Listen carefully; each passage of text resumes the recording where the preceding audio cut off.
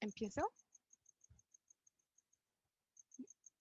Muy buenas noches, muchas gracias por estar aquí con nosotros en la transmisión de esta sesión del día 11 de noviembre en el que hablaremos sobre el derecho y salud mental, que es parte de este seminario permanente que tenemos desde hace varios años en el que analizamos asuntos relacionados con la salud mental y la necesidad de apoyo en cuanto a las leyes, en cuanto a normatividad.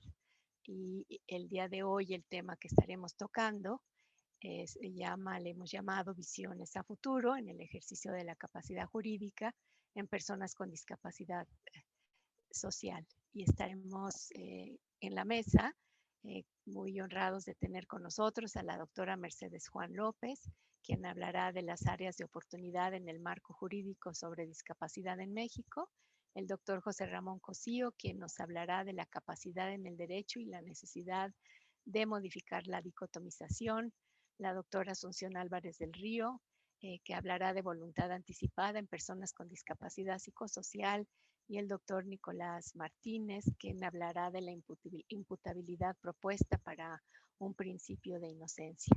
Como ven, son 4 temas especialmente relevantes para el bienestar de las personas que tienen discapacidad psicosocial y que son tareas pendientes de la Convención de los Derechos de las Personas con Discapacidad.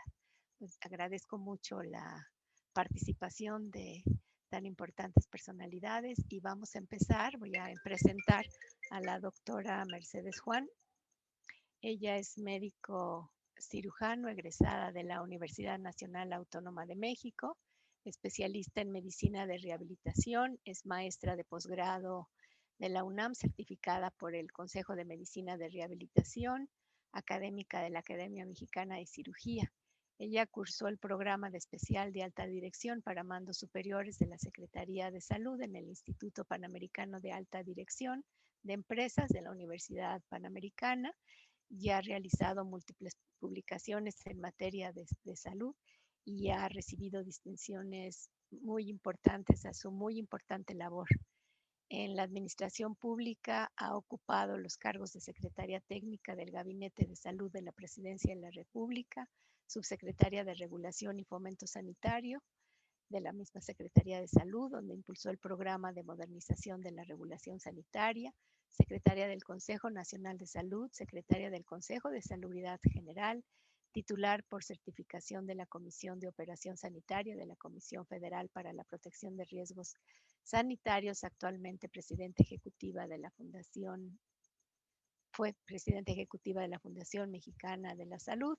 En el Poder Legislativo fue diputada federal en la 17 legislatura, en la que fue secretaria de las Comisiones de Salud y de Población y Desarrollo, así como vicepresidenta de la Mesa Directiva de la Cámara de Diputados. Fue además secretaria de Salud. Durante su gestión promovió muy importantes reformas en muchos asuntos, especialmente en los asuntos que tienen que ver con la salud de la mujer, por resaltar y hablar solo de uno de tantas contribuciones que tienen este amplio trabajo en la Secretaría de Salud. Yo creo que no hay nadie como ella que haya ocupado tantos puestos y entonces conozca de tantas áreas de la salud. Muchísimas gracias, doctora, por estar aquí con nosotros el día de hoy y le dejo la palabra.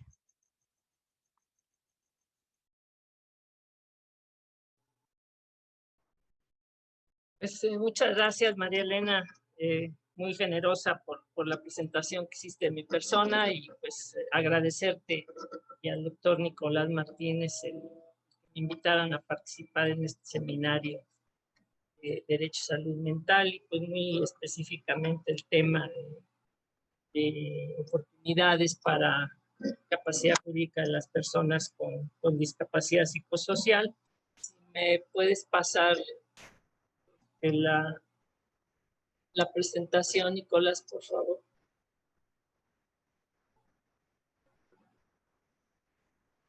Bien, la que sigue de una vez, por favor. Quiero comentar a ustedes que las personas con discapacidad en México de acuerdo a la encuesta nacional de dinámica demográfica última que hace el INEGI, que fue en 2018, en general, personas con discapacidad hay una prevalencia de 6.3%, son 7.8 millones de personas con discapacidad y de esas el 6% refiere discapacidad psicosocial, o sea, estamos hablando de casi medio millón de personas.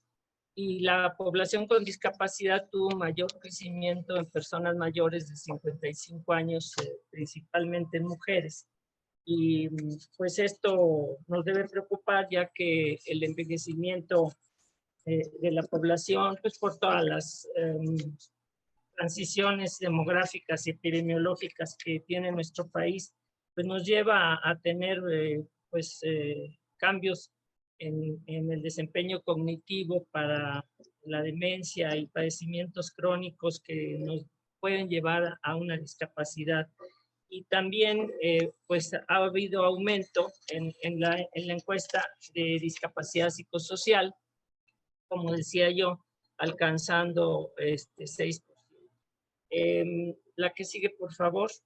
La reforma constitucional que se hizo en el año 2011, pues representa un avance jurídico muy importante para nuestro país, que es para de esta manera tener el goce y el ejercicio de los derechos humanos. En ella se incorporaron todos los derechos humanos de los tratados internacionales, como derechos constitucionales, y la obligación de las autoridades de guiarse por el principio de pro persona cuando apliquen normas de derechos humanos. También se deben promover, respetar, proteger y garantizar los derechos humanos, así como incorporarlos en todos los niveles educativos, y es un principio rector también de la política exterior del país. La que sigue, por favor. Los instrumentos internacionales y regionales, como la Convención Internacional sobre los Derechos de las Personas con Discapacidad, constituyen unas herramientas valiosas justamente para promover el reconocimiento, respeto y acceso efectivo al goce y ejercicio de estos derechos.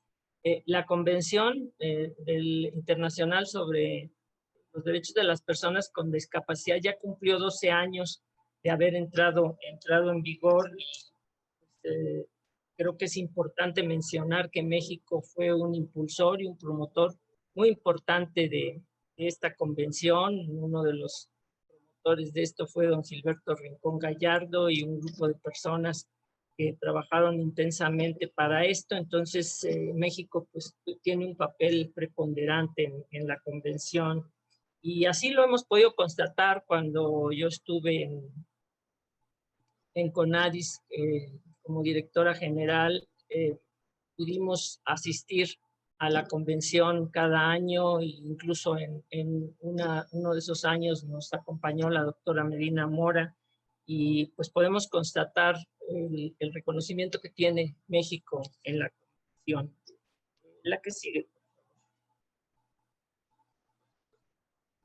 También, es importante mencionar, junto con este cambio constitucional, justamente para cumplir con ese compromiso, México, el Congreso de la Unión, publican y aprueban la Ley General para la Inclusión de Personas con Discapacidad en el 2011, y ahí la ley mandata la creación del Consejo Nacional de Desarrollo e Inclusión de Personas con Discapacidad, que por sus siglas lo conocemos como CONADIS, y se estableció la política pública en favor de las personas con discapacidad en esta ley, con el brazo ejecutor que es el CONADIS. Y no les voy a mencionar los logros, simplemente quiero resaltar esto porque creo que es importante, en el sentido de que los indicadores de medición de la pobreza que hace Coneval año con año, podemos destacar aquí como dos indicadores que son de medición descendente: bajó el rezago en el área de salud con personas con discapacidad de 2012 de 18.8% a 9.4% en 2018. El rezago educativo también disminuyó de 54.6% a 46.3% en el 2018. y la inclusión laboral, que es una medición que se hace de manera ascendente para ver las personas que cuentan con empleos, aumentó del 2012 de 33.4 en 2012 a 38.45 en el 2018. La que sigue, por favor. Entonces, solamente quería yo mencionar esto para que vieran pues, que son indicadores importantes que mide Coneval en relación con la pobreza y como estos 7 indicadores que se miden, estos 3 fueron importantes en esos años para las personas con discapacidad.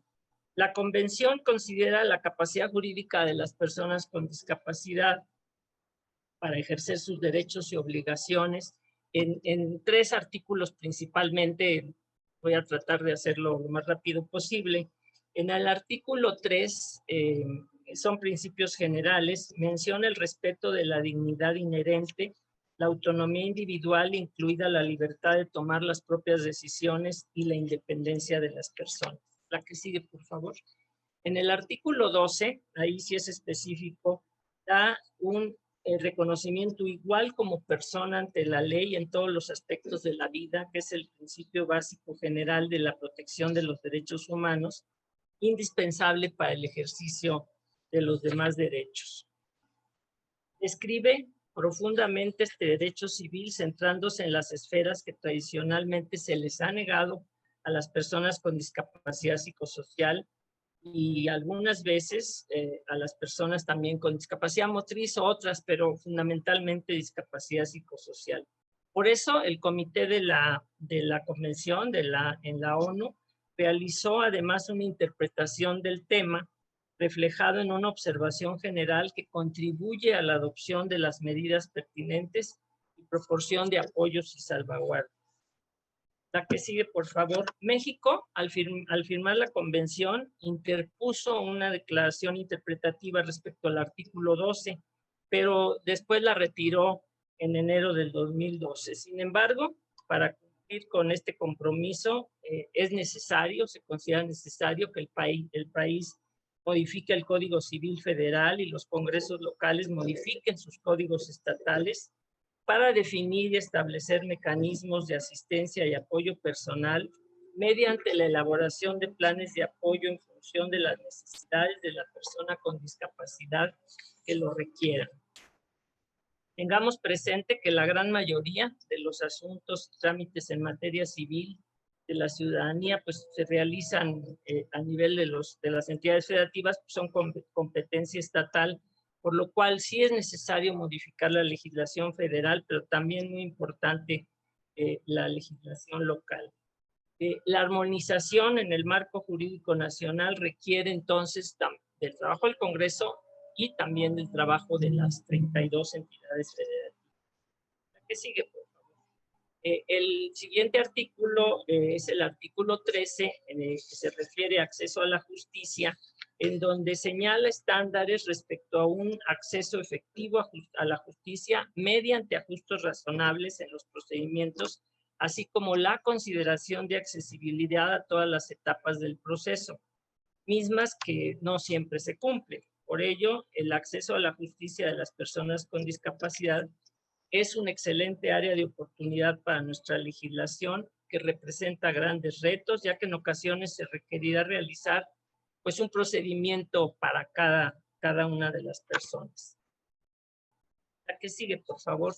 Es importante comentar que para este artículo 13 tenemos, además de la reforma constitucional de 2011, el Código Nacional de Procedimientos Penales de 2014, la Suprema Corte de Justicia de la Nación, y eso pues conoce muy bien nuestro compañero y amigo, el doctor Cosío, el protocolo de actuación de la Suprema Corte de Justicia de la Nación, justamente para los derechos de las personas con discapacidad. A nivel local tenemos también, por ejemplo, en la Constitución de la Ciudad de México, se establece en su artículo 11 que a favor de las personas con discapacidad, las autoridades deben implementar sistemas de salvaguardias y apoyos en las tomas de decisiones que respete su voluntad y capacidad jurídica. Lo que pasa es que pues falta reglamentar esta parte. Y finalmente debemos reconocer que México dio un paso adelante en el reconocimiento a los derechos de las personas con discapacidad después de que la Suprema Corte de Justicia de la Nación determinó en el caso de un joven que tiene el síndrome de Asperger, se llama Ricardo Adair, para que él pudiera asumir el control de su vida. Esto se considera a nivel regional, los que hemos estado con diferentes países de América Latina, un hito en la región. La que sigue, por favor. A lo largo de la historia, se ha negado a las personas con discapacidad psicosocial la posibilidad de tomar decisiones y ejercer el control de su vida de manera personal e individual en todas las esferas. Y se ha creído que son incapaces de vivir de forma independiente. Por eso, también en la Convención, el artículo 19, que habla de vida independiente e inclusión en la comunidad, hace un reconocimiento de este derecho en igualdad de condiciones de todas las personas con discapacidad a vivir en la comunidad. Este es un tema muy importante en la discapacidad psicosocial, por ejemplo, para la inclusión laboral de las personas con discapacidad psicosocial. La que sigue, por favor. Para cumplir con este precepto, consideramos que se debe actualizar el marco legal en materia laboral a fin de incentivar pues, que todas las personas puedan tener esta posibilidad, ya que se sabe que el 80%, la misma ENADIT lo dice, el 80% se encuentran en situación de desempleo, las que tienen discapacidad psicosocial, y la Secretaría del Trabajo llevó a cabo esta estrategia de inclusión de personas con discapacidad, personas mayores, a través de esta estrategia, abriendo espacios con vinculación laboral, ferias de empleo, bolsas de trabajo, centros de evaluación de habilidades y capacidades, y tengo entendido que sigue funcionando, y consideramos que pues debe fortalecerse con comunicación efectiva, con rediseño probablemente de algunas tareas, apoyo social, técnicas de relajación, etcétera. La que sigue, por favor. Bueno, estos son los compromisos que el Estado mexicano, como parte de la convención, pues llevó a cabo, y está llevado a cabo desde que existe la convención, desde hace 2 años, como decía yo, y el Comité de la ONU realizó recomendaciones en el 2014, que fue cuando se hizo la primera evaluación para el cumplimiento de los derechos. Estas recomendaciones para discapacidad psicosocial están aquí no se los voy a referir todo, pero están los artículos y los párrafos: la suspensión del sistema de sustitución de la voluntad, el apoyo para madres con discapacidad psicosocial, la educación de calidad y el fortalecimiento de programas de empleo, así como el derecho al voto, y recomendó de manera general la armonización de la legislación a este respecto. La que sigue, por favor.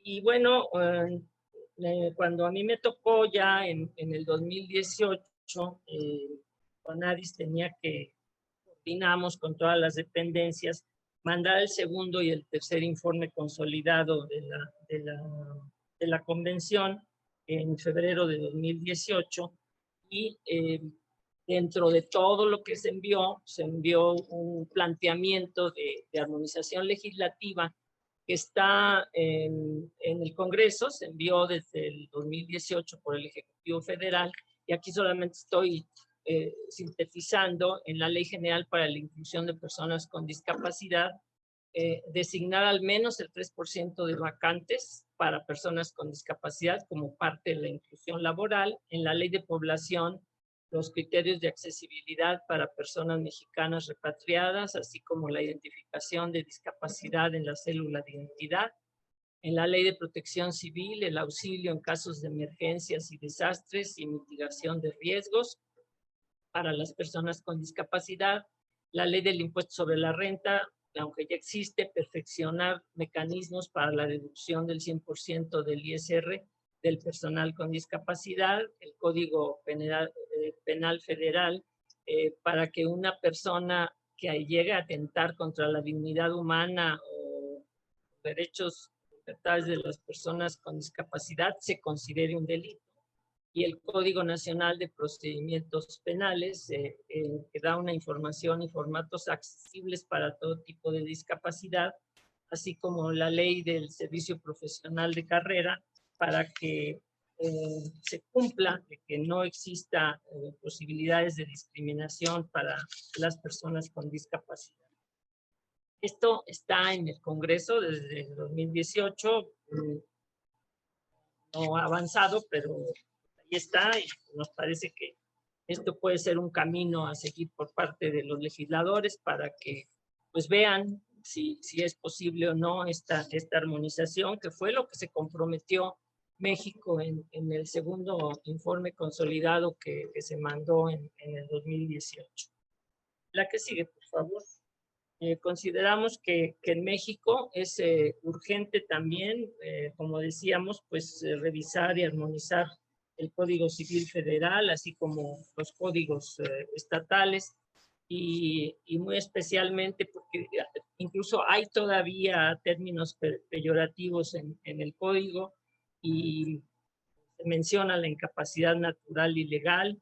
El código establece la tutela y la curatela con la obligatoriedad de cuidar a la persona interdicta y sus bienes, responsabilidades que derivan de un juicio de interdicción. Sin embargo, tanto la interdicción como la tutela y la curatela niegan la capacidad jurídica y la autonomía de las personas con discapacidad. Este modelo adoptado por el Código Civil Federal es el modelo de sustitución en la toma de decisiones, el cual pues, se considera debe ser superado a raíz justamente de lo que hemos platicado de la Convención, personas de la Convención Internacional. Y conjuntamente con los congresos locales, pues trabajar en el perfeccionamiento y el fortalecimiento de sus legislaciones civiles para dar cumplimiento a la capacidad jurídica en lo que hemos platicado en la convención. Y por último, quiero, la que sigue, por favor, nada más referir a algunos avances que hay en América Latina en la promulgación de leyes para la capacidad jurídica de las personas con discapacidad. En Costa Rica ya está la ley para la promoción de la autonomía personal de personas con discapacidad. Perú también tiene la ley que promueve la autonomía y la vida independiente, y el reglamento de transición al sistema de apoyos en observancia al modelo social de la discapacidad. Y en Colombia también esta ley 1996 de 2019, por medio del cual se establece el régimen para el ejercicio de la capacidad legal de las personas con discapacidad.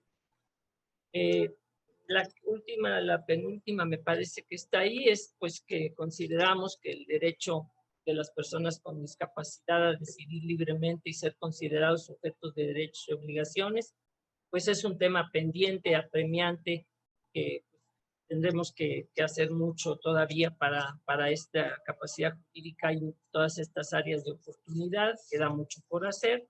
Y bueno, esperemos que se pueda seguir avanzando en ese sentido. Y nos parece también que, si recuerdan ustedes, en el censo 2020, la última, por favor, en el censo 2020 se planteó las preguntas sobre discapacidad del grupo de Washington, que pues, incluye esta pregunta dicotómica para discapacidades psicosociales, y pues sabemos que están en ese proceso, no hay todavía resultados, y ver qué es lo que nos da este censo 2020. Hubo esa discusión si se mantenían o no se mantenían estas preguntas cuando se planteó y cuando se definió el censo 2020, pero finalmente sí se llevaron a cabo. Y bueno, pues creo que es importante esperar resultados para que podamos constatar de qué número de personas estamos hablando y muy específicamente en el tema de discapacidad. Pues muchas gracias y es lo que quería yo comentar con ustedes. Espero no haberme retrasado mucho en el tiempo. Gracias. Muchísimas gracias, doctora Mercedes Juan, por su muy interesante conferencia y también por muy clara los logros que hubo durante su paso por el Consejo de Discapacidad. Y sí nos interesa muchísimo ese tema. Yo creo que regresaremos a hablar y hacerle algunas preguntas. Por lo pronto le voy a pasar la palabra al doctor José Ramón Cosío. Él es mi colega en el Colegio Nacional, ministro en retiro y una persona que todos conocemos y apreciamos. Muchas gracias, José Ramón, como siempre, por estar interesado en el tema de los derechos de las personas con discapacidad y por haber tenido tantos logros a lo largo de estos años para recuperar el ejercicio de sus derechos humanos.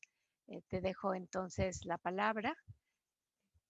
Muchas gracias a la doctora Medina Mora por esta invitación a este seminario que ya lleva 3 años y que de verdad me parece ha logrado avances muy importantes en el entendimiento de las personas con discapacidad, sobre todo con discapacidad psicosocial. Me gustaría continuar con lo que la doctora Mercedes Juan dejó planteado y profundizar en un aspecto particular de lo que ella acaba de mencionar. Si nosotros nos remontamos, digamos, a la situación bastante conocida de las capacidades o las incapacidades en la antigüedad, nosotros lo que encontramos es que los órdenes jurídicos establecían un problema o una solución, como se le quiera ver, de carácter estrictamente binario. Las personas tenían capacidad o no tenían capacidad.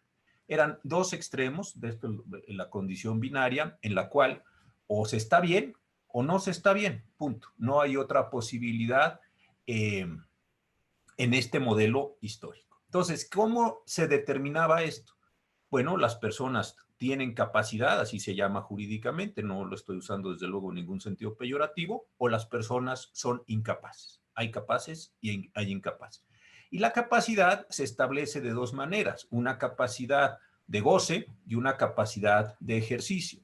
En la capacidad de goce puedo yo recibir ciertos beneficios, puedo recibir ciertos tratos, ciertas condiciones de protección del orden jurídico, y la capacidad de ejercicio significa que yo puedo realizar por mí mismo estas condiciones. Piensen ustedes en una persona que tuviera un problema de salud mental muy profundo, que realmente no tuviera la posibilidad de tomar determinaciones por sí mismas.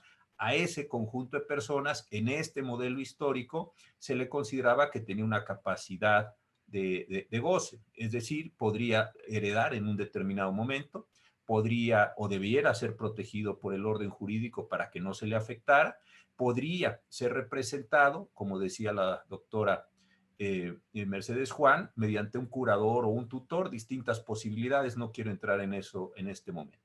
Pero el derecho lo protegía, pero lo tenía en una situación, pues eso, de incapacidad, una persona incapaz, y para que no pudiera hacer una gran cantidad de condiciones en ese mismo sentido.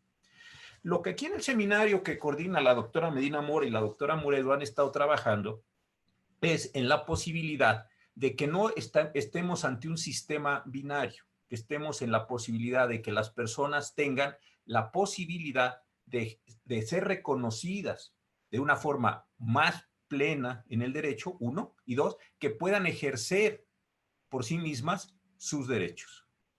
Pero mientras no resolvamos este problema estrictamente binario, vamos a estar en la situación 0 o en la situación 10, si me permiten, simplemente como una metáfora, establecer la analogía. 0 estoy completamente mal, 10 estoy perfecto. Y no se reconoce ningún tránsito entre 0 y 10. Lo que hemos estado tratando de establecer en el seminario es lo siguiente.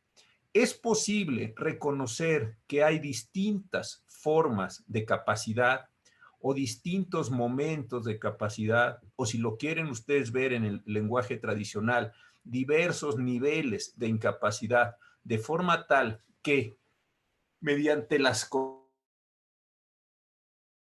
correspondientes determinaciones médicas, el derecho pueda asumir que las personas pueden tener un tránsito entre 0 y 10 para poder hacer el mayor número de actividades, para gozar de la mayor cantidad de derechos, para ser el sujeto de la mayor cantidad de posibilidades de realización en la vida y no estar en esa situación binaria a la que me refería hace un momento. Y este es el tema central que me parece debemos explorar.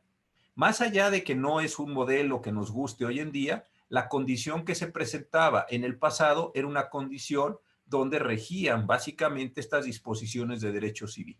Sin embargo, y también lo dijo muy bien la doctora Mercedes Juan, el modelo que hoy en día tenemos que construir, que tenemos que concebir, es un modelo que precisamente se da en o bajo la idea de que las personas con discapacidades psicosociales o físicas deben tener la posibilidad de desarrollar lo más posible, su voluntad, su personalidad, su proyecto de vida. Este proyecto de vida no va a ser posible de construir mientras no rompamos el modelo binario. Quiero yo decirlo, no en ningún sentido peyorativo, lo que tenemos que hacer es romper el modelo binario y entrar a un modelo gradual o de gradualidades, donde a partir del conocimiento médico, que hoy en día desde luego es mucho más serio, más importante, mucho más profundo, mucho más realizado que en tiempos del Imperio Romano, de la República Romana, desde luego, cuando se construyen estas categorías, que estoy siendo muy general para no perder el tiempo en estos asuntos, ahí me parece que hay un tema completamente central, que es cómo logramos un modelo de gradualismo, no en el sentido de ir avanzando de poco a poco, o un modelo de gradaciones, si ustedes quieren, para que identificada la situación de la persona, potenciemos esa situación lo más posible conforme al orden jurídico. Si una persona, por ejemplo, estuviera en 10, pero tiene un determinado momento en que por la razón que quiera, les pido que tomen esto como pura analogía, no es una descripción de ninguna situación, cae en 8, ¿cómo hacemos para reconocer el 8 o el 7 o el 6, esa situación de gradación, llevarla al orden jurídico, convertirla en una sentencia y permitirle a esa persona que logre su situación lo más plenamente posible y no que de inmediato, y como pasa hoy en día, la llevemos a la situación 0 y le neguemos cualquier posibilidad de realización? ¿Cuál es hoy el procedimiento de interdicción? Es un procedimiento, no lo digo, doloroso, es un procedimiento muy complicado, es un procedimiento humanamente difícil. Sin embargo, procesalmente, en lo que se refiere solo a la forma jurídica, no a la parte humana, que en esa no me meto, del Código, por ejemplo, de Procedimientos Civiles de la Ciudad de México, lo que permite es que se le vayan llevando los documentos, las pruebas, los peritajes, etcétera, al juez, para que el juez al final de cuentas diga, esta persona efectivamente está en estado de interdicción, esta persona le voy a nombrar un tutor y esta persona prácticamente la dejo sin posibilidad alguna de actuación personal. ¿Qué pasaría si en lugar de que lleváramos esa condición para llevar a esa persona a ese acto tan privativo de sus derechos, pudiéramos llevarle el conjunto de elementos, desde luego conjuntas de peritos, esta parte de la mecánica del procedimiento tampoco es difícil imaginarla, para que el juez valorara y por un lado protegiera a la persona lo más posible y por otro lado le diera las mayores capacidades de realización. ¿Por qué también hay que ver su nivel de protección? Porque una persona que tiene un padecimiento importante en cuanto a su salud mental también puede ser víctima de otro tipo de personas. Pueden disponer de su patrimonio, pueden llegar a lastimarla físicamente, pueden realizar respecto de ella actos pues muy condenables. Entonces, hay que encontrar esa forma de equilibrio y esa forma de modulación. Esto me parece que es una de las cuestiones más interesantes que se están trabajando en este seminario. Es decir, ¿cómo hago para llevar al juez simultáneamente la mayor cantidad de información pericial puesta en un expediente, que tiene que ser a través de pruebas, no hay otra posibilidad, para decir cómo llevo a esta persona al máximo de su realización y cómo llevo a esta persona al máximo de protección en esas dos condiciones? Además, esto desde luego tiene que tener una condición dinámica. Hoy en día la interdicción es definitiva. O se está bien o se está mal, Ya lo dijimos, pero se está bien o se está mal para siempre. Lo que está tratando aquí de ver es decir, admite esto, es decir, ¿puede el orden jurídico, puede la justicia reconocer la dinámica de la enfermedad, irla acompañando, irla construyendo con la enfermedad? Uno. Y dos, ¿puede el orden jurídico moldear normativamente la condición de la salud mental de las personas, sus problemas psicosociales, sus padecimientos, los puede modelar dentro del expediente para construir un traje a la medida de cada quien en estas condiciones? Este me parece que es el reto más importante. Como decía la doctora Mercedes Juan, esto es obligatorio para el Estado mexicano, no es que se quiera, esto es una obligación para el Estado mexicano. Pero me parece que no nos hemos percatado que más allá de irle poniendo acentos, de irle poniendo posibilidades normativas para que las personas se desarrollen, lo que tenemos que discutir es el modelo binario mismo. Mientras no vayamos a la discusión del modelo binario, la situación va a seguir siendo o estás bien o estás mal. Si estás bien, pues tú puedes hacer todo lo que te parezca, inclusive a tu riesgo. Si estás mal, no puedes hacer absolutamente nada, aun cuando tuvieras la capacidad y el entendimiento para poder hacer cosas. Este es el enorme problema que estamos padeciendo. Es el modelo histórico con el que estamos sobreviviendo. Le hemos hecho algunos ajustes, pero me parece que todavía no nos sentamos como sociedad a discutir de manera integral, de manera completa, esta condición de resolución del modelo binario. Y entonces termino con esto. La única manera es decir, no es bien o mal, sino es un modelo, es una gama de posibilidades, cada una de ellas con su reconocimiento jurídico, cada una de ellas con una condición dinámica que se presenta. Van a decir los que conocen de los temas jurídicos, lo que este señor está planteando es dificilísimo. Y sí, sí lo es. Pero también hay algunas ventajas potenciales. Estamos por migrar en el sistema familiar de todo el país hacia los juicios de carácter oral en materia familiar. Me parece que una de las enormes ventajas que pueden tener los juicios orales en materia familiar y sobre todo lo que se refiere a la capacidad jurídica de las personas, a las declaraciones de interdicción, a la modulación de la interdicción, es ese contacto directo con los juzgadores para que vayan tomándose estas decisiones. Pero insisto, mientras sigamos construyendo sobre un modelo binario y simplemente vayamos acomodando cosas y tratando de resolver problemas parciales, me parece que nuestro grado, nuestro nivel de avance va a ser muy pequeño y no es porque no estamos viendo el corazón del problema desde el punto de vista jurídico. Muchísimas gracias por la oportunidad de estar con usted. Muchísimas gracias, doctor José Ramón Cosío, por su muy interesante reflexión. Nos pone a prueba porque ahora tenemos nosotros que ver cómo hacer esa graduación y cómo podemos evaluarla y cómo podemos tener la evidencia para que para que el juez realmente pueda tomar decisiones. Entonces nos lo pone un poco en nuestra cancha, regresará a la de usted en un ratito, porque una vez que se pueda resolver eso, es cómo se operacionaliza, ¿no? Ya en la práctica. Entonces, pero me parece un camino muy interesante y muy necesario. Y se suma pues a lo que ya revisó de un caso en la Suprema Corte, y me parece que es un camino claro. Y muchísimas gracias. Regresaremos con las preguntas y ahora me voy a permitir presentar a nuestra siguiente ponente, la doctora Asunción Álvarez del Río. Ella va a tocar el tema de voluntad anticipada en personas con discapacidad psicosocial. Es un tema muy importante porque, digamos, es hacer valer la, una voluntad cuando la persona tiene capacidad jurídica. Y esto entonces tiene probablemente que anticiparse, y pues es todo un reto en la ética y también en la operacionalización ya dentro del derecho. Entonces le agradezco muchísimo a la doctora que lo retome, porque es un derecho de las personas al cual no han tenido acceso, no han tenido un acceso fácil.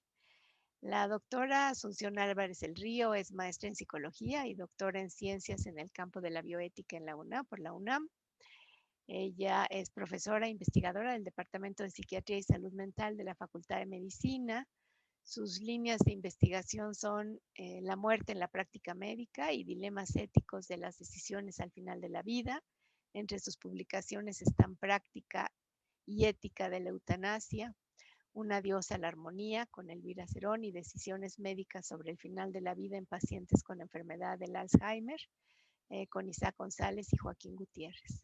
Desde mayo del 2018 publica en el periódico digital El Semanario Sin Límites una muy interesante columna bajo el título Por un mejor final.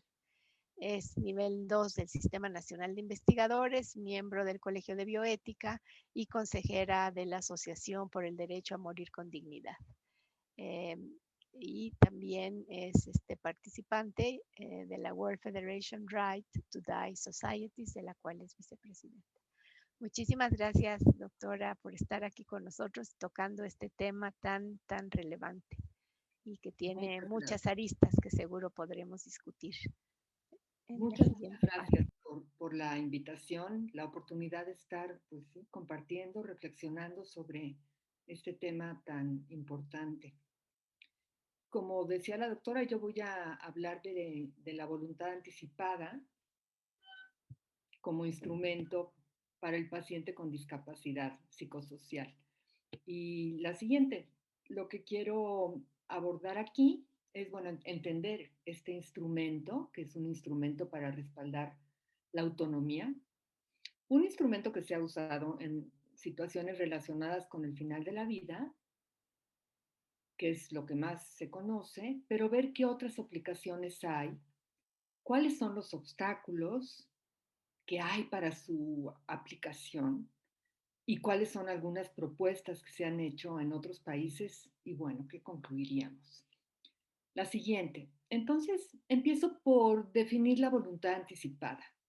Es un instrumento mediante el cual una persona competente, anticipando que pueda dejar de ser competente, no es seguro que le pase, pero anticipando que puede pasar, establece por escrito su voluntad sobre los tratamientos que querría y no querría recibir en caso de encontrarse en una situación en que no pueda expresar por sí misma sus deseos y otros deban decidir por ella. Entonces, aquí lo que es muy importante es poder extender el respeto a la autonomía y a lo que quiere la persona a una situación en donde ya no la puede defender directamente, ya no puede expresar directamente lo que quiere. Estas entran en vigor cuando la persona ya se encuentra en una situación de discapacidad psicosocial. Puede ser que se necesite tomar decisiones relacionadas con el tratamiento que tienen que ver con el final de la vida, mientras la persona esté capacitada para seguir expresando su voluntad, pues la voluntad anticipada no se usa. Pero en caso de que la pierda, es cuando tiene este enorme valor de que por un lado respalda la autonomía y da una enorme ayuda a quienes tienen que decidir por esa persona, porque se pueden basar en lo que ella quería. La siguiente. Entonces, estas decisiones se reconoce, bueno, se empieza a desarrollar este instrumento, sobre todo a partir de situaciones que se dan en la vida real con personas que quedan en estado vegetativo permanente, es decir, no van a recuperar nunca la conciencia, y los familiares piden retirar el tratamiento, ¿no? Un caso muy pues paradigmático de esto fue el caso de Nancy Cruzan en 1990, ¿no? Entonces, los padres decían, ya retirar el tratamiento, pero claro, pues primero los médicos dijeron que ellos no podían hacer eso, y luego cuando fue a juicio, pues el Estado dice, nuestro deber es proteger la vida y tenemos que hacer esto a menos que tengamos pruebas de que la persona hubiera querido otra cosa, ¿no? Entonces, así es como empieza como un impulso para que se realicen estos instrumentos que primero se llamaron testamento vitales, living will, y que también se conocen como voluntad anticipada y que es más adecuado porque no tiene esta idea del testamento que se que se conoce después de que muere la persona. Esto se necesita usar antes, ¿no?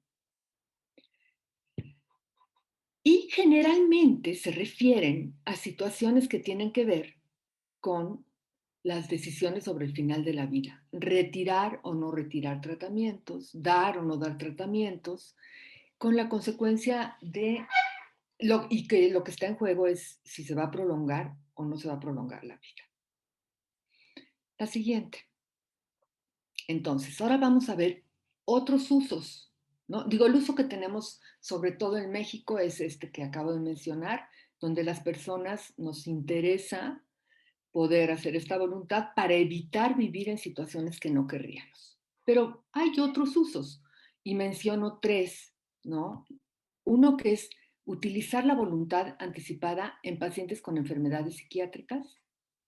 Otro es el que se refiere a personas que tienen un diagnóstico de demencia en etapa temprana y que piden que se aplique la eutanasia cuando estén en la etapa avanzada y lo hacen mediante una voluntad anticipada.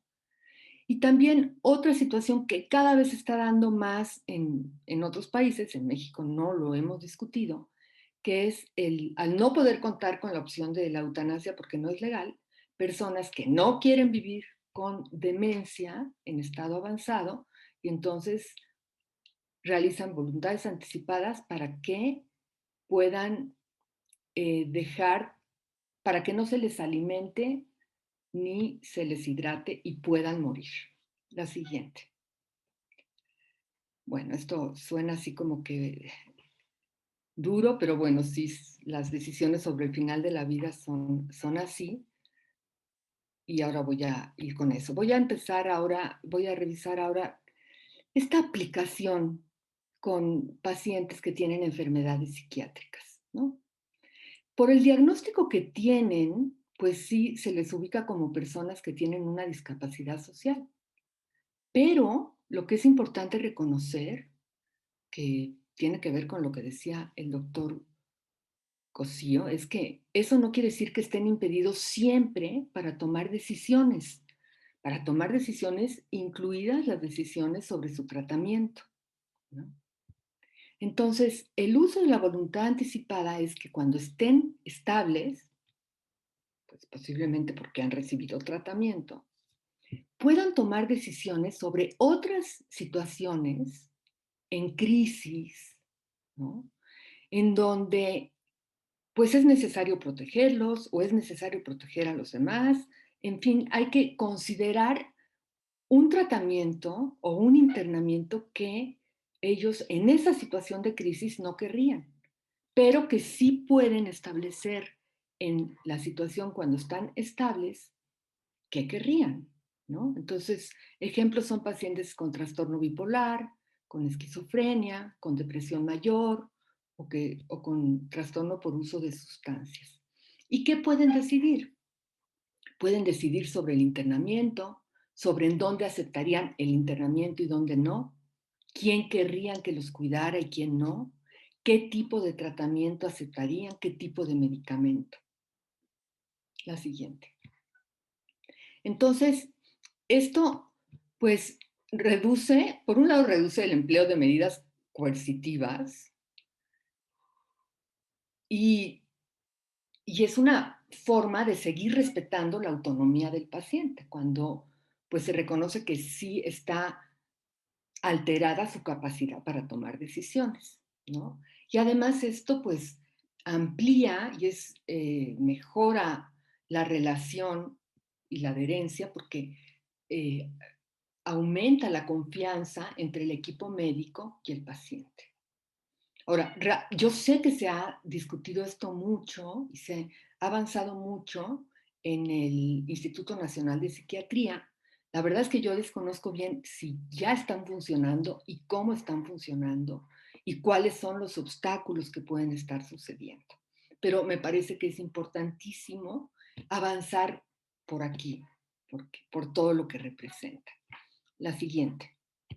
Entonces, había mencionado que hay un uso de voluntad anticipada que realmente solo se está considerando en los Países Bajos ahora, aunque hay otros países que lo quisieran tener, por ejemplo, Canadá está buscando que también se pueda hacer, que es el que una persona, cuando tiene la capacidad, pueda pedir mediante una voluntad anticipada que en caso de llegar a encontrarse en un estado avanzado de demencia, cuando se puede decir que ya su discapacidad para tomar decisiones que tienen que ver sobre su vida, ¿no? Porque hay que enfatizar la gravedad de las decisiones, la importancia de las decisiones, pues ya no la podría tener, ¿no? Entonces, lo hacen así porque, aunque podrían hacerlo cuando tienen el diagnóstico en una etapa temprana y cumplen los requisitos legales y pueden hacer un pedido competente que el médico puede reconocer, pues su racionalidad es queremos vivir lo más que se pueda. Si lo hacemos en esa etapa, perderíamos años de vida que todavía podríamos aprovechar, ¿no? Por eso lo hacen así. Esto en la práctica resulta terriblemente complicado. En los Países Bajos, quienes deciden si se aplica o no una eutanasia es el médico, ¿no? El médico es quien revisa si se cumplen los criterios legales y quien revisa si desde su perspectiva ética está actuando bien al aplicar la eutanasia. De manera que incluso médicos que están a favor de la eutanasia tienen un gran problema para aplicar la eutanasia a pacientes que la piden a través de una voluntad anticipada. Sí se dan algunos casos, por ejemplo, en 2017 se aplicó la eutanasia a 166 pacientes que tenían un diagnóstico de demencia, pero que estaban en la etapa temprana, ¿no? Y no querían arriesgarse a perder ese control. Frente a 3 en que se aplicó la eutanasia, respondiendo a un pedido que se hizo mediante voluntad anticipada. Pero es como algo que en teoría se pensó que se podía hacer, pero en la práctica ha resultado muy complejo, muy complicado y no hay ninguna garantía de que alguien que hace su voluntad anticipada con este fin se pueda honrar finalmente.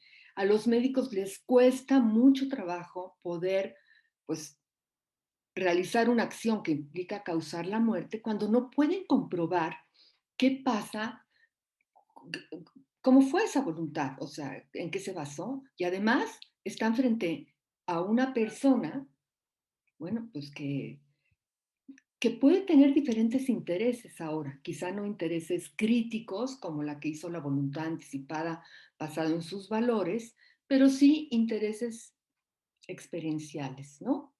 Entonces, porque esto implica que una persona anteriormente dijo cómo no querría vivir por sus principios, pero después estamos ante otra persona que sigue estando consciente, ¿no? Entonces, sí tiene una forma de experiencia. Esto crea una tensión que dificulta mucho basarse en la voluntad anticipada.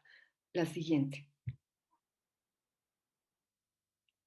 Entonces, ahora quiero pasar a mencionar esto porque pues realmente expresa lo que está pasando en otros países y está pasando en otros países porque a muchas personas actualmente les preocupa mucho saber que en la medida que su edad avance, bueno, yo me incluyo, hay la probabilidad de padecer una demencia. Y sabemos lo que implica una demencia. Implica avanzar a un estado en donde uno pierde el control, pierde la personalidad, deja de saber quién es, ¿no? Entonces, debido a esto, hay un gran interés de las personas de tener un control para poder evitar llegar a esa situación. En algunos países de Europa, en Estados Unidos y en Canadá, se ha estado discutiendo y aplicando desde hace ya muchos años, bueno, varios años, algunas décadas, esta decisión que se traduce como voluntariamente dejar de comer y beber.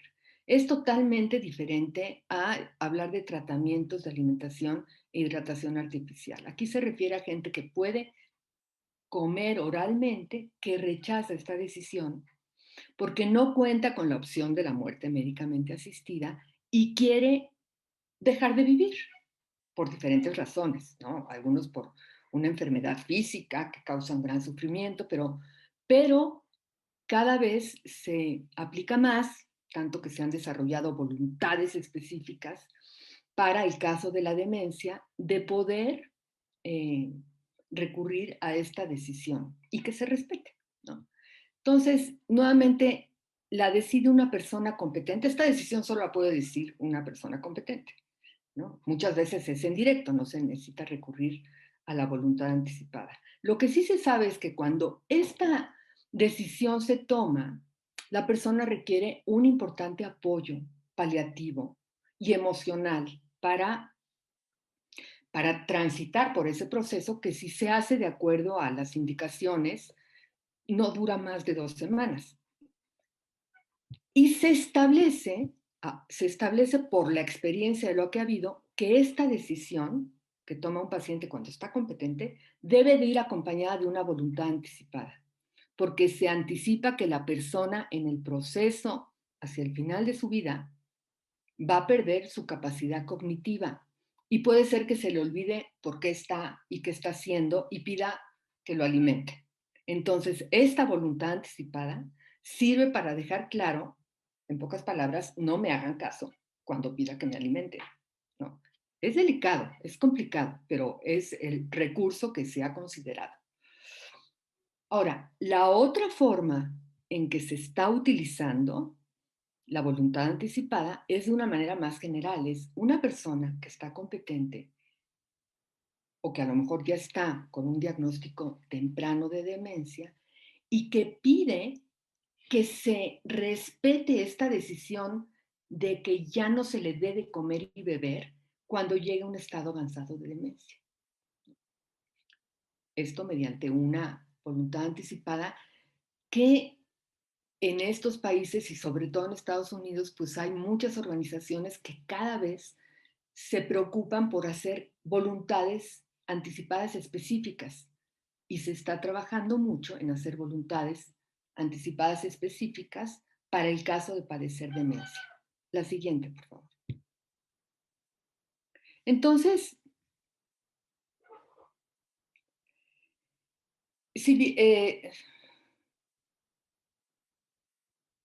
los obstáculos que se han visto, pues es de que están directamente relacionados con el hecho de que se refiere estas voluntades anticipadas que mencioné a acciones o procesos que implican poner fin a la vida, no en el caso de los pacientes psiquiátricos, los otros que mencioné, cuando la persona está en un estado avanzado de demencia, pero sigue consciente. Entonces hay como esta tensión entre la persona que fue y la persona que es ahora.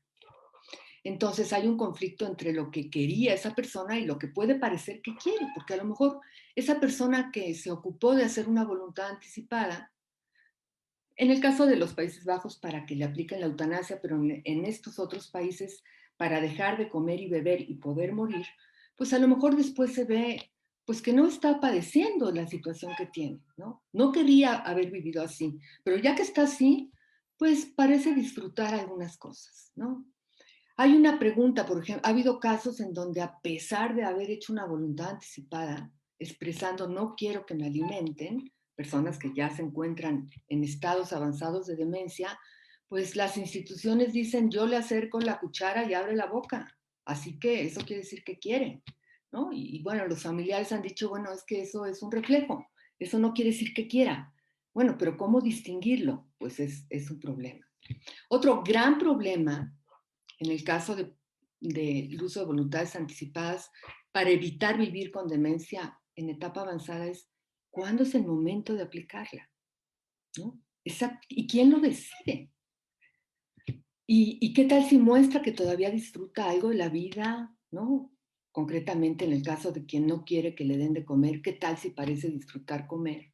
Estos son problemas que se están enfrentando. La siguiente.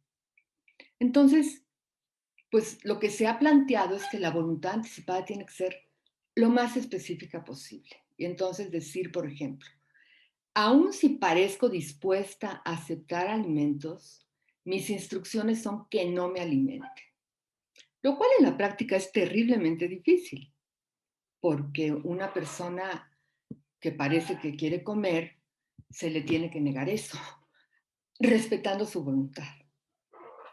Hay otros que en su voluntad dicen, bueno, mientras parezca receptiva, mostrando signos de que disfruto comer, pues sí quiero que se me alimente y que solo me den lo que realmente me guste, ¿no? No se preocupen en que sea nutricional, solamente lo que me guste y que se me deje de alimentar cuando ya no muestre interés.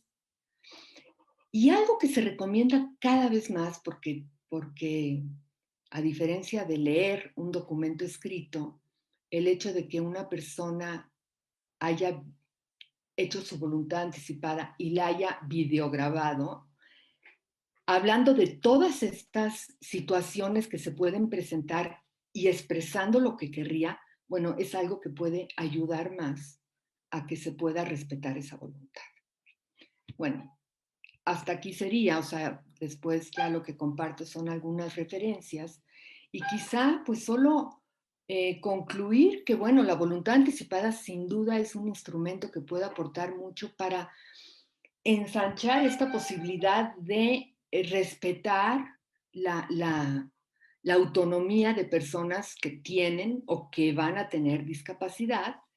Y bueno, pues hay que aprovechar, pero hay muchas cosas que todavía hay que discutir y hay que resolver. Pero bueno, pues es sobre la marcha como se van resolviendo y lo que es un hecho es que cada vez hay más personas que cuando reflexionan en lo que les puede pasar, les interesa contar con instrumento. Y a las que ya tienen una situación de discapacidad, es una forma en que tendríamos que decir que hay la obligación de ver cómo poder también respetar su autonomía, aprovechando este instrumento.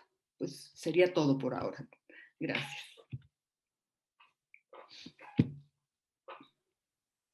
Muchísimas gracias, doctor Álvarez del Río. Qué interesante reflexión.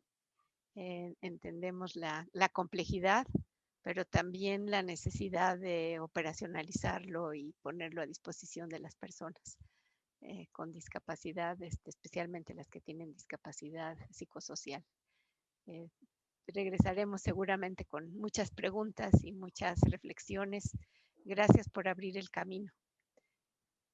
Ahora me voy a permitir presentar al doctor Nicolás Iván Martínez López, que es nuestro último ponente. Él es investigador en ciencias médicas en el Instituto Nacional de Psiquiatría Ramón de la Fuente Muñiz, coordinador de la sección de psiquiatría legal de la Asociación Psiquiátrica Mexicana, médico especialista en psiquiatría por la UNAM y el Instituto Nacional de Psiquiatría, es psiquiatra forense por la UNAM y el Hospital Fray Bernardino Álvarez, maestro y doctor en ciencias con campo en psiquiatría, graduado con mención honorífica, es además de investigador en el instituto, profesor de la asignatura en la licenciatura de Ciencias Forenses y en la maestría de Salud Mental Pública de la UNAM. Es investigador nacional, es SNI nivel 1. Sus áreas de interés y desarrollo de investigación son los trastornos psicopáticos, la salud mental forense, los trastornos parafílicos, los agresores sexuales y la conducta antisocial. Desarrolló la guía clínica del trastorno antisocial de la personalidad en México en 2017 y cuenta con más de 220 presentaciones en foros a nivel nacional e internacional, con varias publicaciones, todas ellas muy interesantes, incluido un libro recientemente publicado en el que compila una gran cantidad de información justamente sobre salud mental forense y pues su obra, a pesar de que es muy joven, tiene ya muchas citas. Muchas gracias, doctor Nicolás Martínez. Además, debo decir que es quien organiza y nos hace posible que estos seminarios ocurran siempre con temas muy interesantes. Así que le doy la palabra. Muchísimas gracias, doctora, por la invitación y por permitirme compartir con estas grandes personalidades y ser parte de este seminario. La verdad me siento muy honrado por poder estar con ustedes y poder empezar a platicar un poquito de estas propuestas. Agradezco lo de que soy joven. Ahorita con la pandemia y el asma que padezco soy un poquito más bien aislado, pero muchas gracias, doctora. Bueno, pues eh, el tema que quiero platicar con ustedes en estos minutos que me han concedido, pues es justo sobre la inimputabilidad, que es un tema que nos necesita eh, eh, ocuparnos un muy buen tiempo dentro de toda esta dinámica que se ha establecido en esta nueva sesión, viendo estos retos, estas necesidades que tenemos de poder establecer un punto específico de partida. Y considero que así como los doctores que me han antecedido han planteado brillantemente las necesidades de cambio en los distintos estatutos, las propuestas que existen todavía para garantizar la personalidad jurídica y el ejercicio de la misma, necesitamos también voltear un poco a la parte penal. Mucho ya se ha pensado que con lo que se puede llegar a generar del Código Nacional de Procedimientos Penales, pues sería incluso un tanto suficiente y hay voces inclusive algunas asociaciones civiles que han aplaudido ese avance, haciendo un poco el análisis justo de esta figura de imputabilidad y viéndolo un poco más hacia esto que hemos nombrado, como bien decía la doctora, salud mental forense, retomando un tanto los objetivos del desarrollo sostenible, tanto de salud y bienestar como de paz, justicia e instituciones sólidas, y plagándolo justo de una visión de derechos humanos, es que al evaluar, como bien decía la doctora Mercedes Juan, los artículos que competen de la Convención sobre los Derechos de Personas con Discapacidad y su protocolo facultativo, en donde México no solamente ha firmado y ratificado, sino como bien decía la doctora, ha sido punta de lanza y de hecho fue muy importante la participación de México cuando empezó esta convención. Eh, pues en realidad lo que necesitamos modificar para poder hacer valer el igual reconocimiento como persona ante la ley, el acceso a la justicia y la libertad y seguridad de la persona en el específico de la figura de inimputabilidad, es entender que esta definición que opera en nuestros distintos códigos penales, ya sea el federal o los códigos estatales, que viene de decir a título personal, considero también la necesidad de muy probablemente tener un código penal único, dado que hay esas variaciones respecto a algunos delitos que se llegan a generar, que se pueden tipificar en algunos estados y en otros no, pues llega a ser un tanto difícil la aplicabilidad del Código Nacional de Procedimientos Penales. Pero si nos acotamos al punto específico de inimputabilidad y entendemos que es dentro de las causas de exclusión del delito, ahí es donde no se entiende completamente. Y eso también lo hemos visto no solo en México, sino a nivel internacional.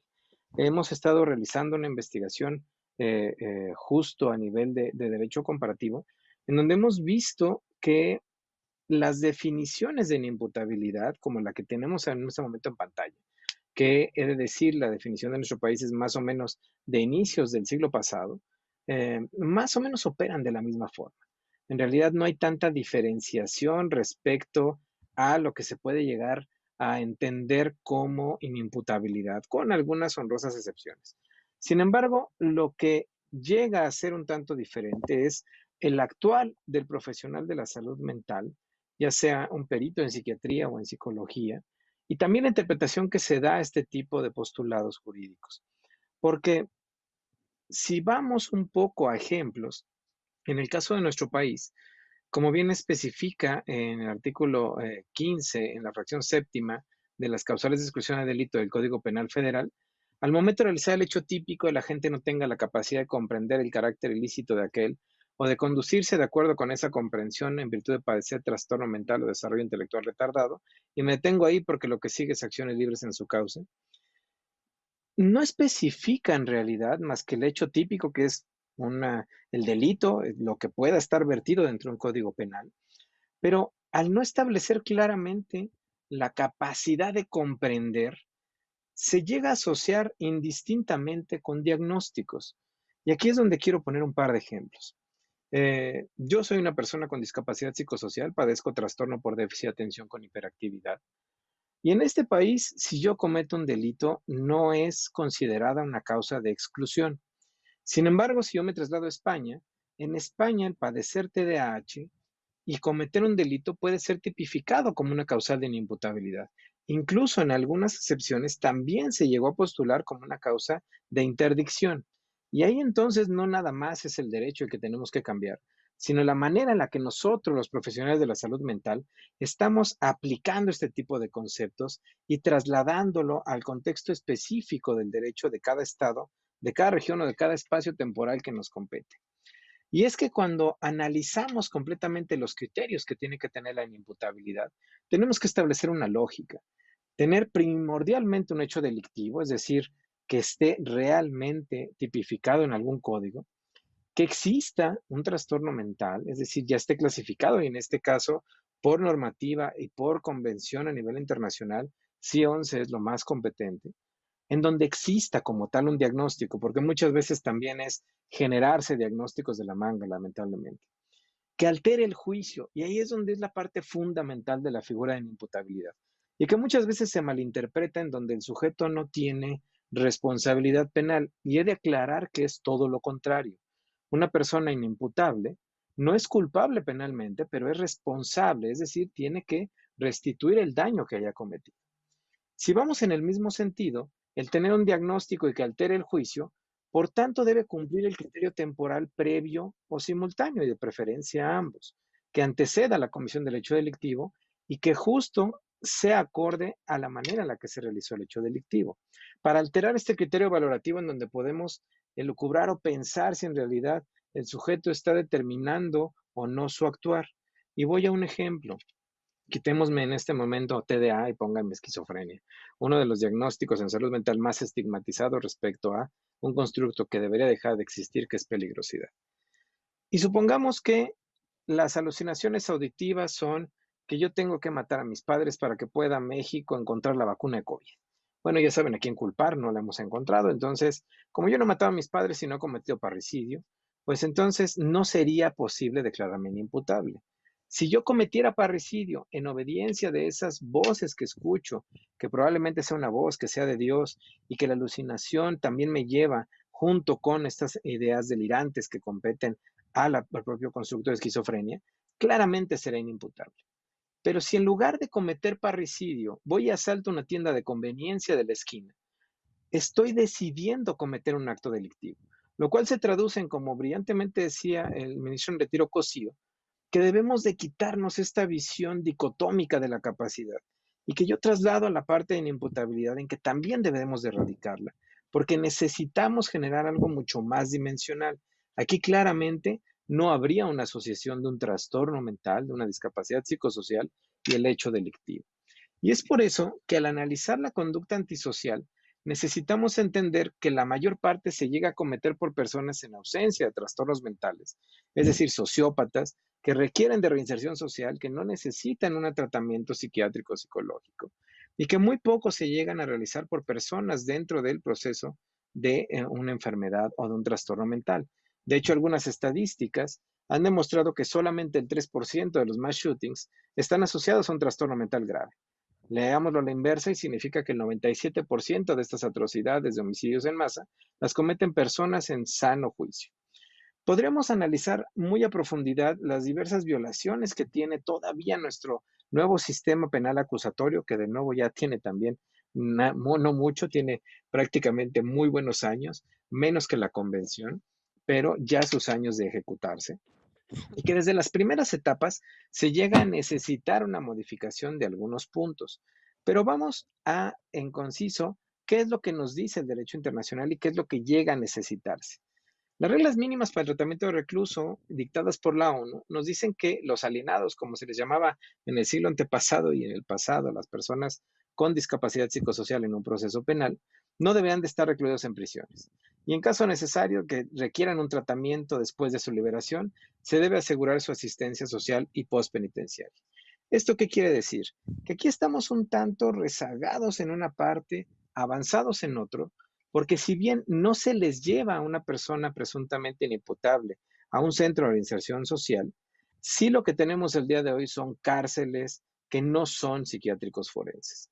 No tenemos al día de hoy en México servicios de atención en salud mental forense, con personal capacitado en derechos humanos, en un ámbito específico de atención a estas personas y seguimos con una visión que ha facultado el encierro de personas con discapacidad psicosocial de manera sistemática, evitando las garantías que tiene una sentencia de un primo delincuente, por ejemplo, y trasladándole una medida de seguridad que violenta muchísimas de estas características.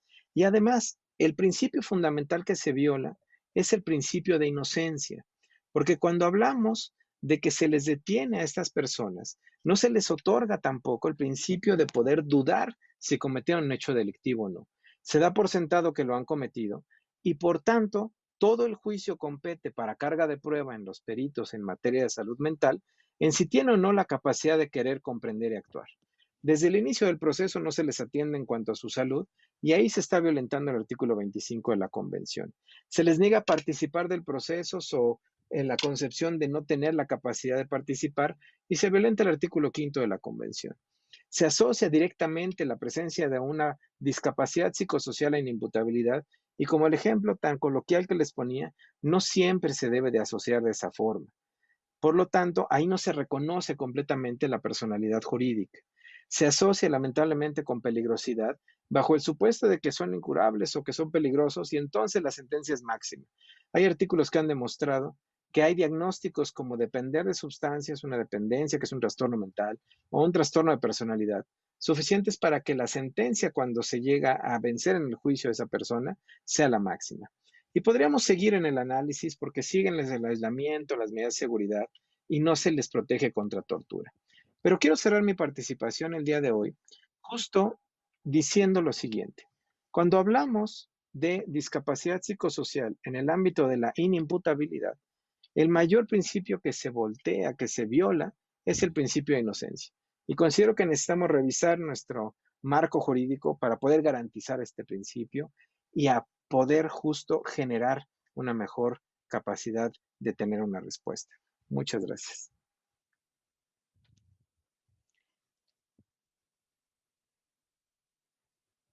Muchísimas gracias, doctor. Ha sido muy interesante su presentación y también retadora, pero con caminos claros de hacia dónde podemos seguir. Así que le agradezco mucho que esté aquí junto con todos los miembros de la mesa. Y pasaríamos entonces a hacer una serie de preguntas, tanto de las que vienen del público como las que pudieran hacerse entre los miembros de la mesa.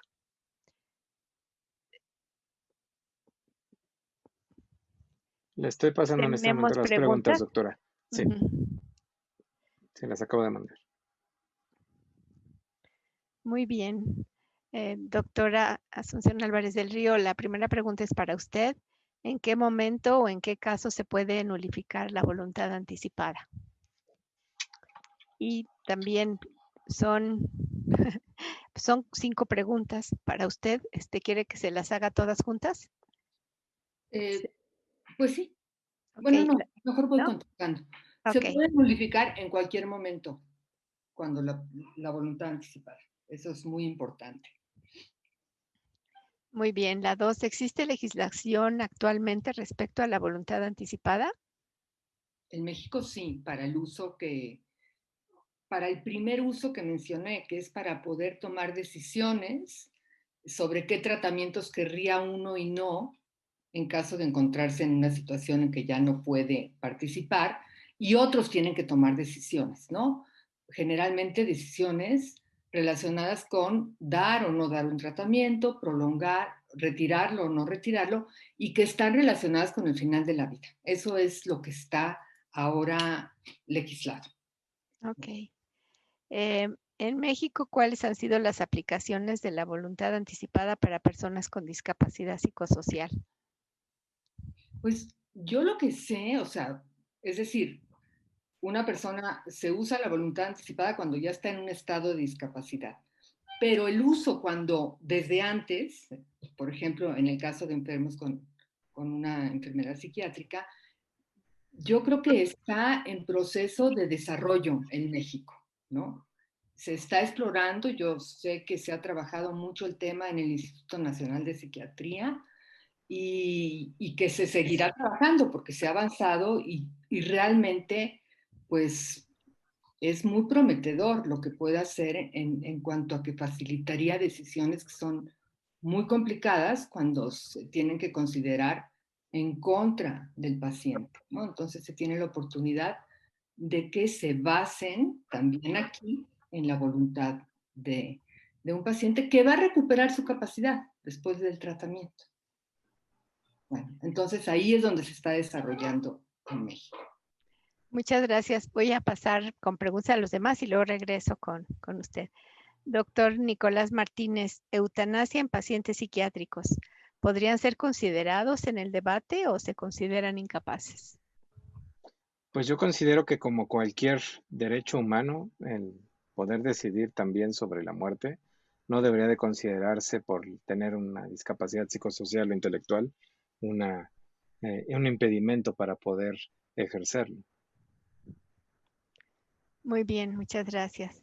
Doctor José Ramón Cosío, ¿cuáles considera que deberían de ser las modificaciones al ordenamiento jurídico para poder dar cabida a la figura de interdicción desde un modelo social de la discapacidad?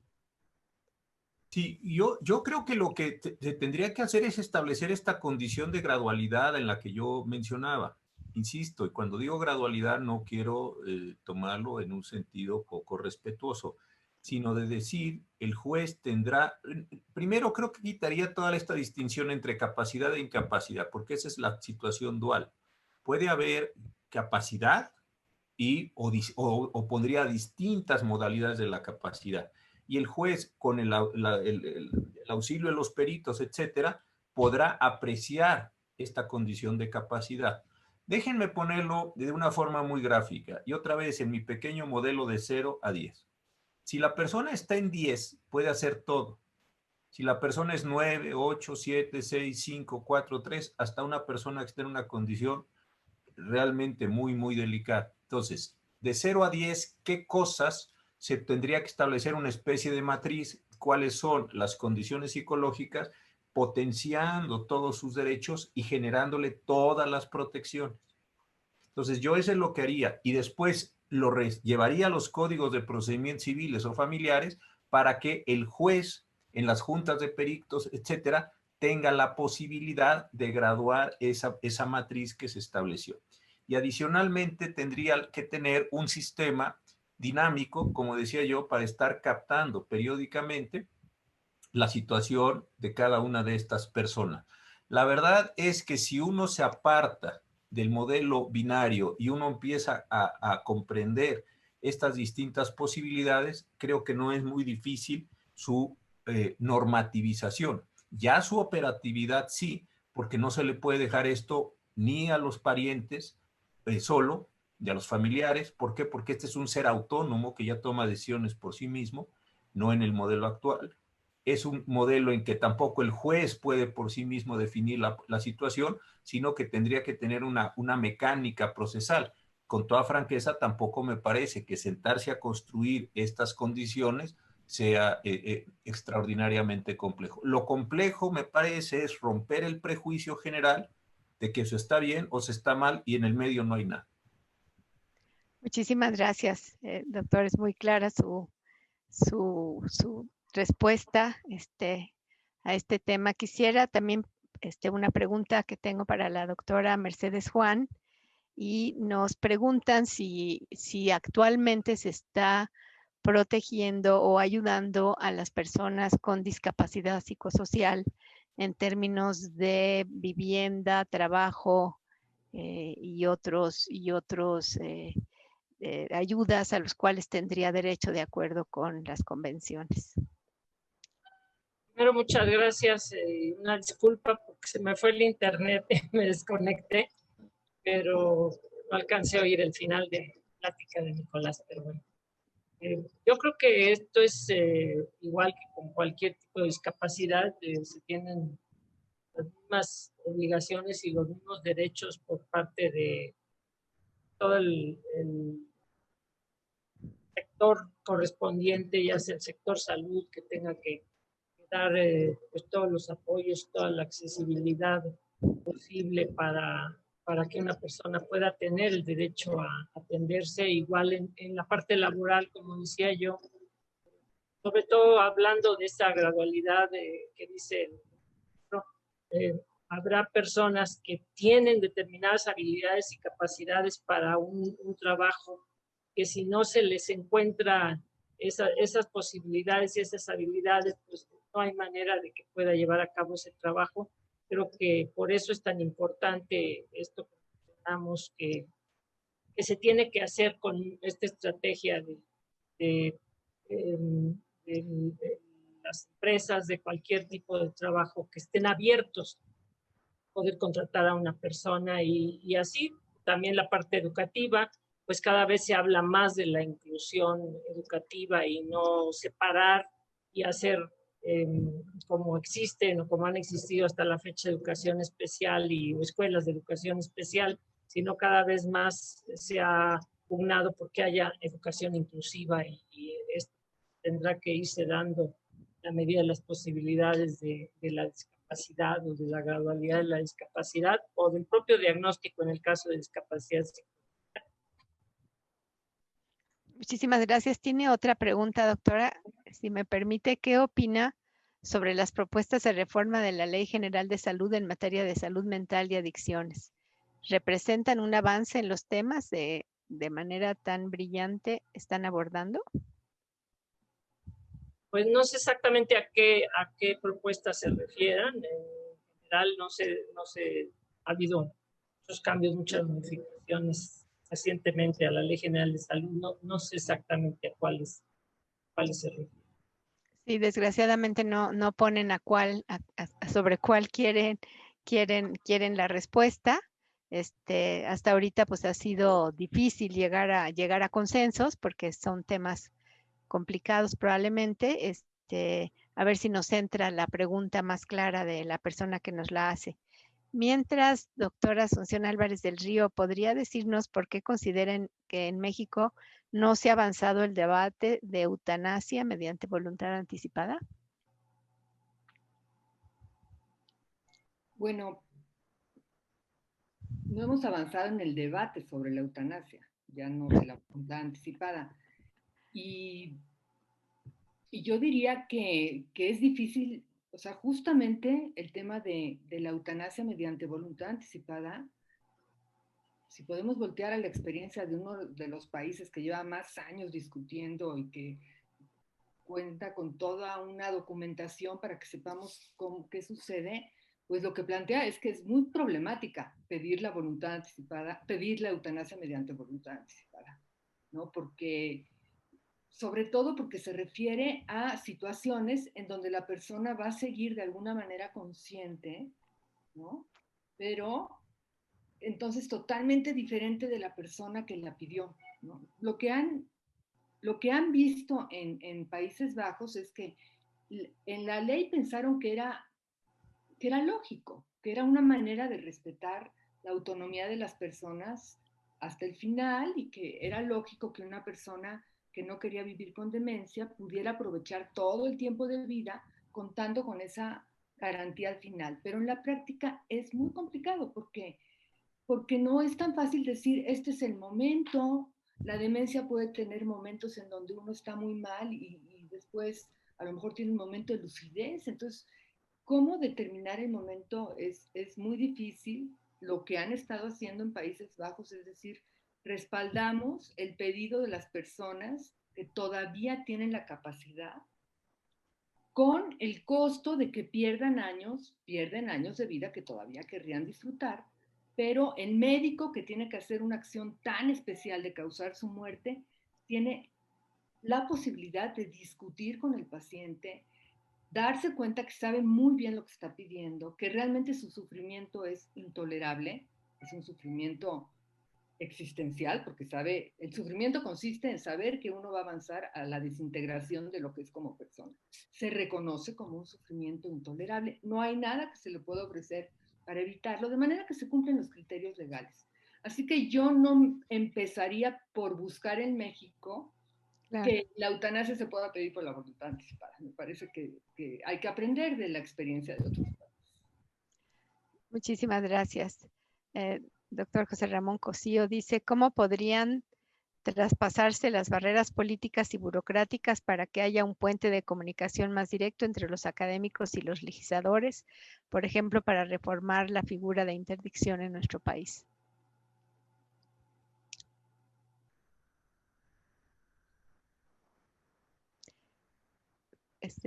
Creo que se quedó sin audio. Le vuelvo a repetir la pregunta, doctor Cosío.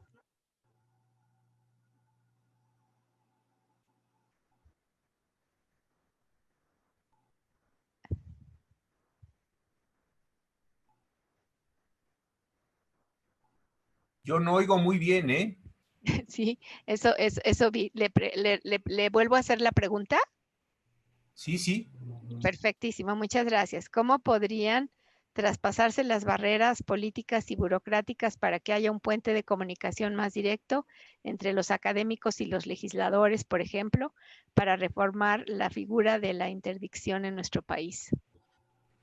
Este es un tema muy serio y me parece que tiene que ver mucho con una condición histórica. Históricamente me parece que se ha visto que ciertos problemas de salud mental son tan graves que dejan a las personas, ya no lo digo en términos jurídicos, sino en términos sociales, como completamente incapaces. No pueden resolver nada, no pueden hacer nada, etcétera, etcétera, etcétera.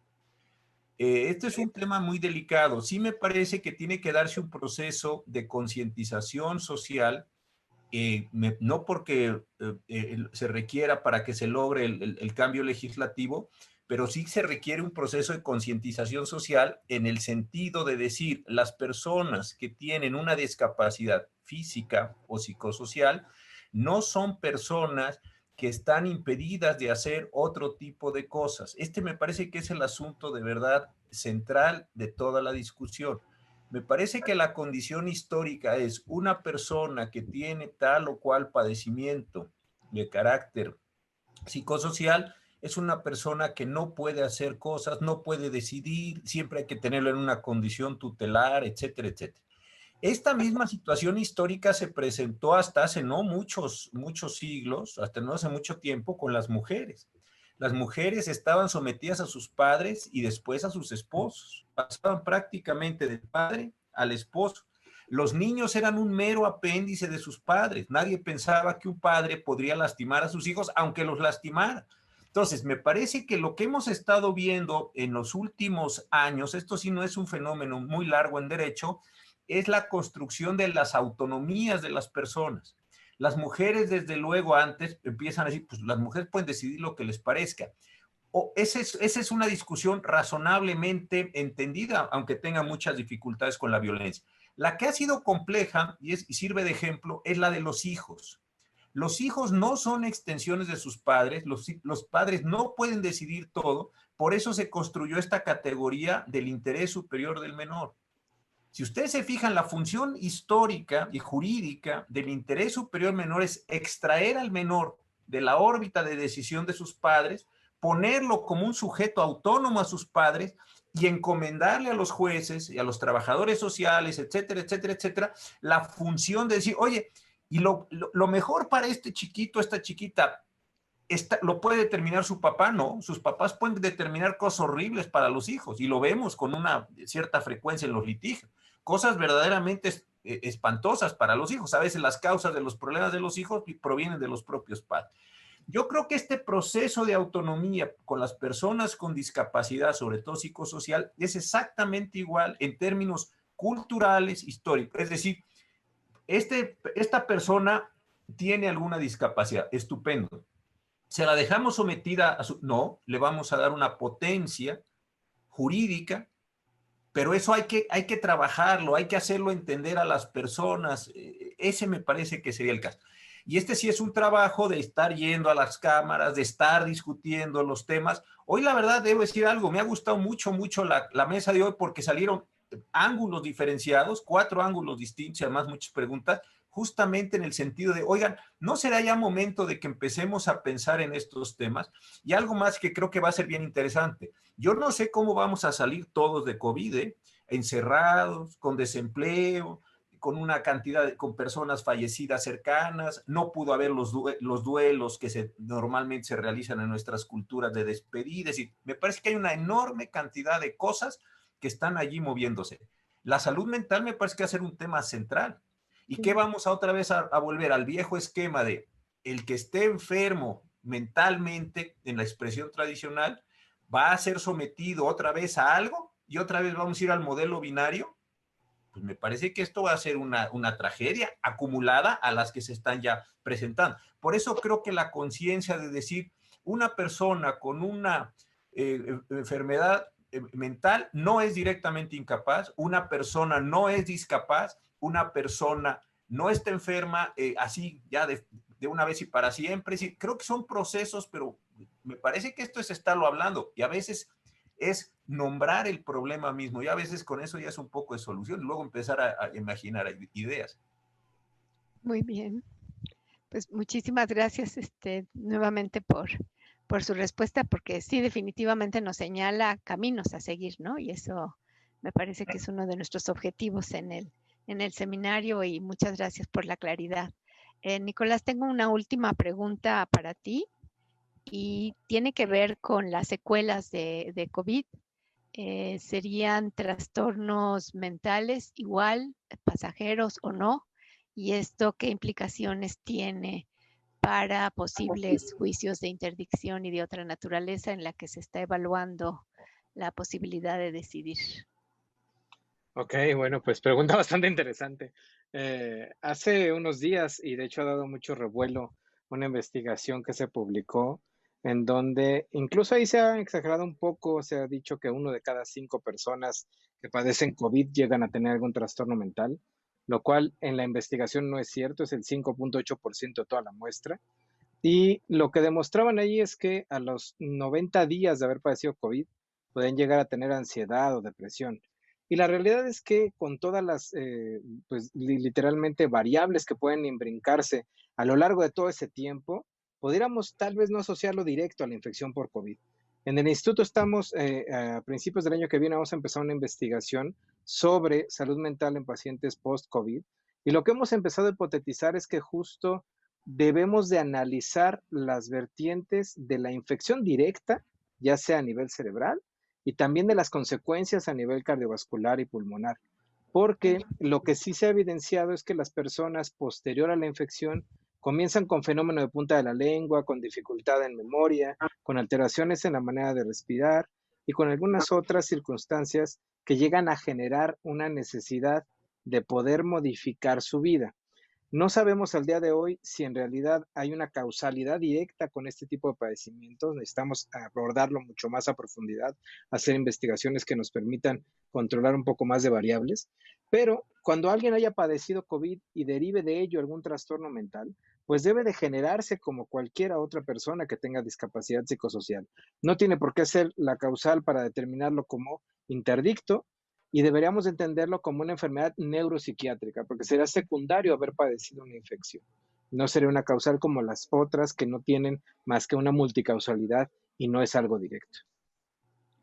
Muchísimas gracias. Un camino largo para la investigación, para entender cuál va a ser finalmente la evolución, ¿no?, de estos pacientes. Así que muchísimas gracias. Pues con eso, a menos de que alguno de ustedes quiera hacer un comentario final. Yo quisiera hacer un comentario, si me permites, María. Claro que sí. Me parece que esto que ha planteado el ministro es de la mayor importancia en cuanto a esta gradualidad y a digamos, parámetros que él menciona del 1 al 10 de una manera simplista, pero muy clara, en donde los que hemos tratado a las personas con discapacidad psicosocial o otro tipo de discapacidad, y lo vimos en la convención y María Elena lo puede constatar también, hay muchas maneras de resolver esa capacidad jurídica de las personas dependiendo de qué tipo de discapacidad y en el caso de psicosocial esta gradualidad, y esto pues, nos ha llevado a ver que hay muchos países en donde han avanzado muchísimo. Yo creo que México tendría que ver ese ejemplo de ese avance, y en donde creo que todavía nosotros desde el punto de vista de estas oportunidades jurídicas nos falta como país mucho para lograr, por un lado, si se desaparece o no la interdicción en determinadas personas, pero por otro lado sí se requieren ciertos apoyos que otros países han logrado tener para las personas con discapacidad psicosocial o otro tipo, y que habría que ver casos particulares y gradualidades, etcétera, como él bien dice. Creo que es una reflexión importante de esta noche. Ciertamente muy importante. Muchísimas gracias. Pues con eso damos por terminada la sesión. Les agradezco muchísimo que hayan dedicado tanto tiempo y a un tema que resultó no solamente interesante al principio, sino muy enriquecedor por las ponencias y por la interacción entre los especialistas que son los que nos acompañan el día de hoy. Así que muchas gracias a las instituciones que nos apoyaron con este evento, el Instituto Nacional de Psiquiatría, el Colegio Nacional, y a cada uno de ustedes también. Muchas gracias. Hasta luego. Buenas noches. Gracias. Buenas noches.